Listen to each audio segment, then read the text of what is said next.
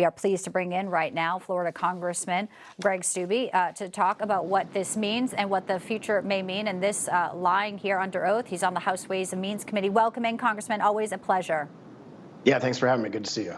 You know, Hunter Biden, if your last name is not Biden, would have been obviously in jail for a lot of these crimes years ago. But here we are, and also now defying, you know, lying in front of Congress. What's the next step here, and what can Congress do as so far as this testimony here? Yeah, and remember, Michael Cohen went to prison for lying to Congress, so it's not beyond the bounds of the Justice Department to make charges on this, because it's a perjury crime and it's a federal crime, and he should be held to account for it. What we need to do now is to make a recommendation to the Department of Justice for a recommendation of prosecution of Hunter Biden for these 3 perjury counts. He lied 3 times in 3 separate occasions. One of them was whether it's texting his associate and the energy company. He said that I sent the text to the wrong person, which was a complete and absolute lie. Also, in discussing visa involvement, he said I'd never pick up the phone and call anybody for a visa, which we now have evidence is a complete and outright lie. And in misrepresenting neither Rosemont, Seneca, nor its associated bank accounts were under his control, also now we know and have evidence that that's a complete and outright lie. So we should do referrals for prosecution from the committee, and I'm assuming the chairman's going to do that, to the DOJ and see if they're going to prosecute Hunter Biden for the same thing that many people have been charged for lying to Congress. It's so bold, and it's so there. I believe we have those lies to the committee again. I mean, if it's, you know, for some reason they think they can get away with it. I guess that's what Americans are watching all this in complete stunningness. I mean, you have liberal media trying to say that it's no big deal. These are huge issues. I know, Congressman Steube, that they gave him a little bit of a pass on one of the cases, but I do think the June 3rd case will be very revealing as well, with that infamous laptop now being put in as evidence. And you know, Special Counsel David Weiss didn't want to do it. They're very narrowed in the scope here, but that laptop has a lot of what you have been investigating as well, as far as influence peddling.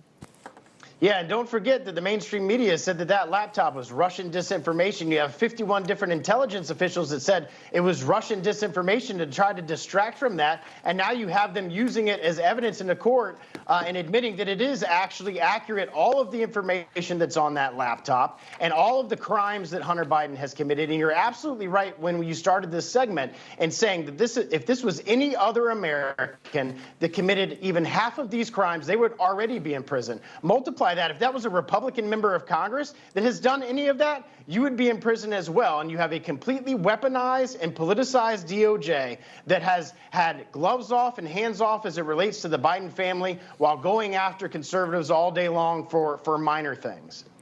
And there's so many other charges. We talk about failing to register as a foreign agent. We talk about possibly violations of the Mann Act over crossing lines. That laptop there, we know that the work that Congress has been doing, at least on the GOP side, if it was on the flip side, would have gone somewhere. It's incredible the stonewalling that they've been able to do and the roadblocks. Well, and remember, the DOJ and the FBI slow-walked the charges from the IRS, and that's what Shapley and the other IRS whistleblower testified about. The most egregious tax crimes, the statute of limitations told, and they just waited and waited and waited to do anything about it, to try to tamp it down and not do anything about it. So the most egregious crimes that came with the biggest penalty, they sat on and let the statute of limitations toll. So now the state or the federal government can't even charge Hunter Biden for that. That's how atrocious and weaponized our justice system is under Joe Biden. Oh, but somehow in New York, a statute that ran out at a misdemeanor, they've elevated to a felony. Funny how they can get creative when your last name is Trump. We see it in plain sight.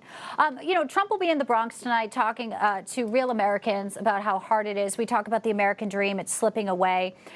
Economy is a huge issue. There was this piece of legislation yesterday. You know, some people are looking at gold. They're looking at Bitcoin. They're shifting away from fiat. The House passed a major piece of legislation. 71 Democrats, and I know you're on board with this, and the Biden administration is against this. They want to now control Bitcoin, and you have to wonder why that they're overreaching here when Biden's policies have decimated our economy every which way you slice it, Congressman.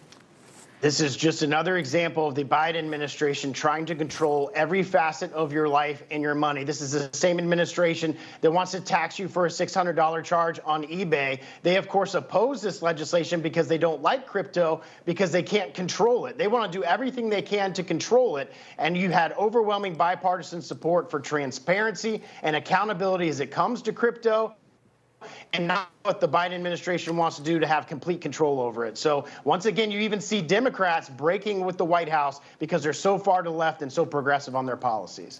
Congressman Greg Steube, a pleasure to have you, sir. I hope you come back soon. Anytime.